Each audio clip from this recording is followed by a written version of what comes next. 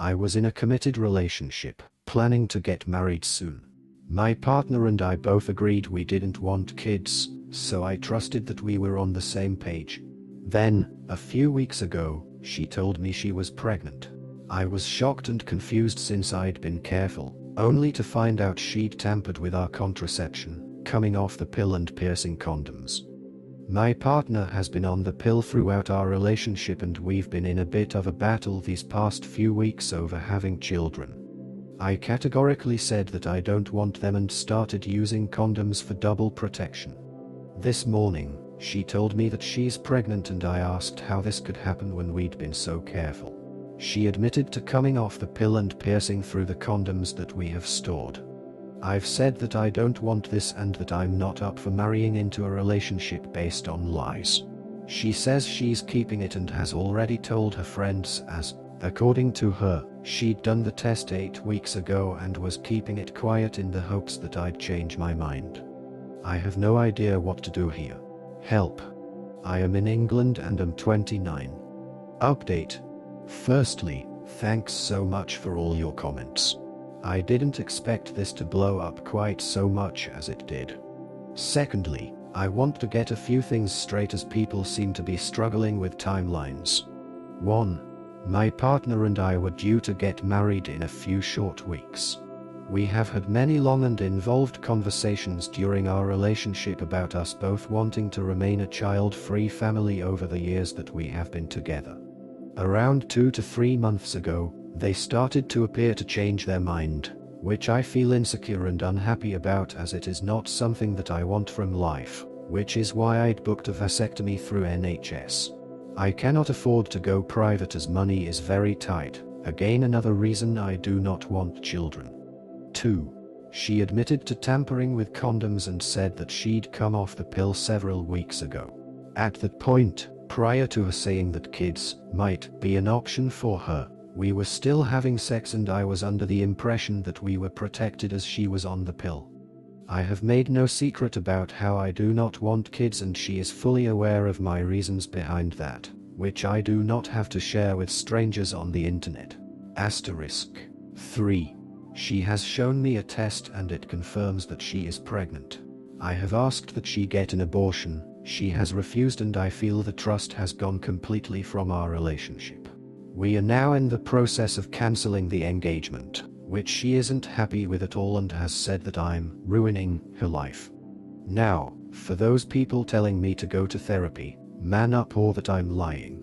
It's great that you disagree with me, but I'd never tell you to attend therapy if your worldview differed to mine, that I should be at fault after my partner has lied to me, apparently for months, and that I'm a liar.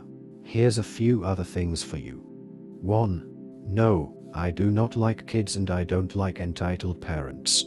I see it the same as disliking dogs, cats or birds. That is my opinion.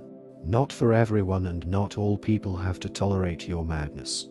My disinterest and lack of care towards them is one of the many reasons why it would be idiotic for me to be a father. 2. Those calling bullshit on the 21+ wedding venue thing are just wrong. It's a stipulation of the venue we chose, nothing more and nothing less. 3. The plane thing happened several years ago. The smoking area fiasco occurred over a year ago. Colleagues bringing their newborns into work is a continued pain and just really gets my goat, just like some people don't like Susan to eat her tuna mayo baguette.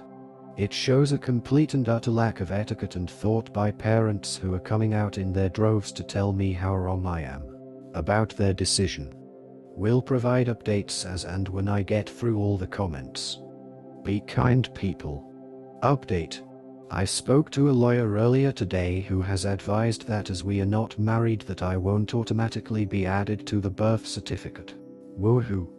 My ex-partner can still claim that I'm the biological father, but without my consent to a DNA test is unlikely to be able to prove it, unless it is ordered by the court. But as I've been coerced into this, my lawyer thinks ex-partner and family will back down as I have evidence. The lawyer advised that I don't waive my parental rights yet, as it would indicate that I still believe the fetus could be mine. So, I just have to bide my time and leave the country till this all blows over. The lawyer also suggested that I go self-employed but didn't divulge the specifics. My ex-partner has admitted to coming off birth control and piercing the condoms, which she said she'd done around 3 months ago, as she knew I was due a vasectomy early next week and thought I'd change my mind.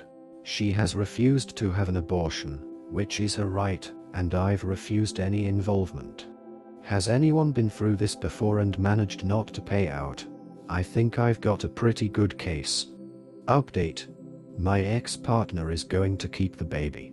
She wants me to be involved in her life and says she doesn't want to lose me over something like this.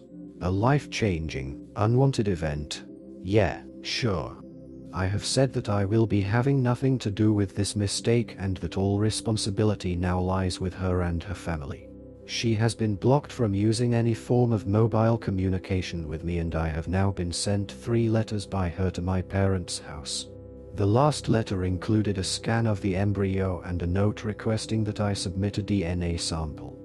The scan has confirmed that she is 13 to 14 weeks pregnant, which means that she kept this hidden for a good chunk of time.